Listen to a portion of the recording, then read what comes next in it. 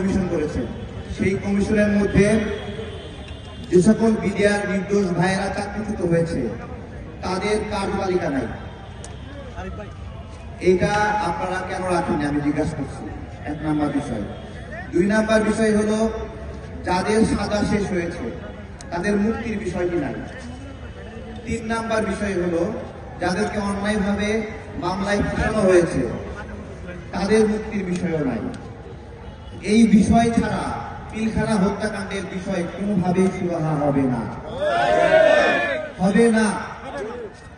এবং একটা দফা আছে, 15 নাম্বার না কি নাম্বার দফা, লাস্টের দফা না? আচ্ছা, এইখানে এই দফাটা এতটুকু সাংঘর্ষিক যে শেখ হাসিনা যা যা করেছে, যা যা পরিকল্পনা করেছে এবং যা যা বাস্তবায়ন করেছে তার বৈধতা দেওয়া হয়েছে এই দফার মাধ্যমে। এখন আমার কথা হলো এই জায়গায় কোন ভূতে ঢুকছে এটা আইডেন্টিফাই করা দরকার। এই লোকটা শয়তানি করে এই দফাটা ঢুকাইছে, মানে এই ভূতদের মধ্যে র এবং শেখ হাসিনার এজেন্টরা রয়েছে যারা এই কাজটা করেছে। আমাদের সাথে কমিশনের ভাইদের সাথে মাঝে মাঝে যোগাযোগ হয় এবং কথা হয়। আমরা এই কথাগুলো বলেছি, আমাদেরকে ওনারা বলেছেন যে ওনারা প্রধান উপদেষ্টাকে এগুলো বলেছেন। আমার কথা, কিছু কিছু কাজ দেরি করলে অনেক ক্ষতি হয়ে যায়। কেমন ক্ষতি হয়ে যায়? গতকালকে দেখলেন যে সুনামগঞ্জ সীমান্তে একজন বাংলাদেশি নাগরিককে হত্যা করল। আমাদের স্বরাষ্ট্র উপদেষ্টা বলছে আর পিঠ দেখাবো না, এখন মুখোমুখি কথা হবে। আমার কথা হলো যে আপনি জবাব দেন, সুনামগঞ্জ সীমান্তে যে নাগরিক হত্যা করলো যে বিএসএফরা, তাকে আপনারা মুখোমুখি দাঁড়িয়েছেন না পিঠ দেখিয়েছেন? এর আগে 7 দিন আগে পরপর 2 দিন বাংলাদেশি নাগরিককে হত্যা করা হয়েছে। মুখোমুখি দাঁড়িয়েছেন নাকি পিঠ দেখিয়েছেন? এগুলো ভুলভাল বুঝাই আমাদেরকে ভুল দিতে পারবেন না, ভুল দিতে পারবেন না। একটা জায়গায় সমাধান, সেটা হলো আমার সেই বিডিআর কে ফেরত আনতে হবে। এছাড়া কোনো সমাধান নাই।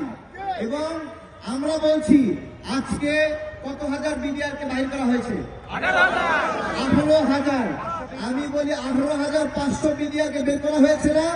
আজকে এই বিজিবির সঙ্গে 18,500 বিডিআর কে যুক্ত করেন। আমি কসম করে বলছি বিএসএফ চোখ তুলে তাকাতে পারবে না, চোখ তুলে নেওয়া হবে। আমরা, এটা শুধু আমার কথা না, সারা বাংলাদেশ বলছে বিডিআর না বিজিবি, বিডিআর না বিজিবি, বিডিআর না বিজিবি। সারা বাংলাদেশ বলছে বিডিআর প্রয়োজন। এবং এই বিডিআর কে ধ্বংস করেছিল কেন আমি আপনাদেরকে বলি। সেই যে রৌমারী সীমান্তে বিএসএফ পরাজিত হয়েছিল, তখন থেকে ওদের টার্গেট ছিল এই বিডিআর কে ধ্বংস করতে হবে, এই সেনাবাহিনীকে ধ্বংস করতে হবে। এবং তারা শেখ হাসিনার দীর্ঘদিন ক্ষমতা থাকার জন্য প্রথম যে চ্যালেঞ্জ হতে পারত বিডিআর এবং এই যে সেনাবাহিনী, এই 2 টিমকে ধ্বংস করেছে। কারণ আমাদের সেনাবাহিনী যখনই বাংলাদেশের বিপদ হয়েছে তখনই এই সেনাবাহিনী আমাদেরকে রক্ষা করেছে।